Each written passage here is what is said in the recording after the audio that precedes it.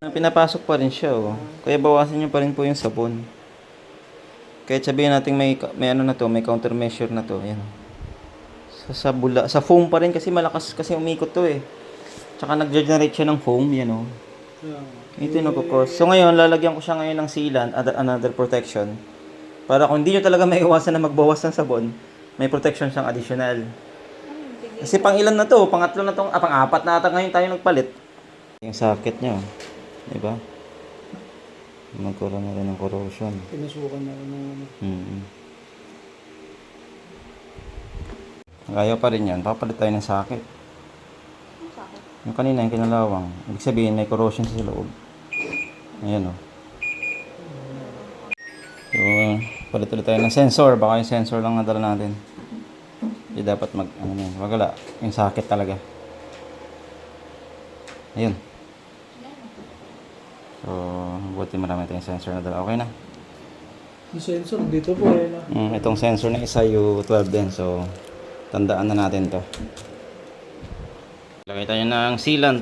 Extra protection kasi pang apat na tayo nagpalit ng sensor nito. So, maapaw pa rin yung bula. Ayan. Para ma-seal ng gusto. So, ito yung next nating papalitan. Puro retoke na. Ito. Natin. Bago.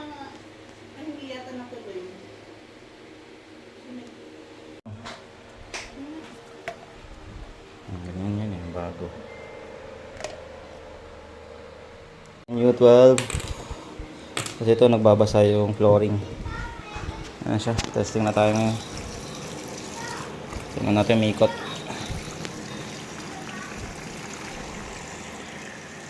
10 kilogram. Ba, masiwas talaga eh. O, diba? Bubula yan. Kasi meron na siyang active foam system eh. Kaya pag maraming sabon, aapaw yung bula. Aapaw yung dito. Kung pupuntahan yung sensor dito, babaybay dito sa gilid, kakalawangin yung body. Yan, kinalawang na oh. Ayan siya. Ayan. Nakalimutan nyo talaga, pagbaba nyo maraming bula, umaapaw na dito, i-post nyo lang para tumigil, tapos buksan nyo, tabuin nyo yung sabon o yung foam. Tapon nyo, pag wala na, okay na. Oh.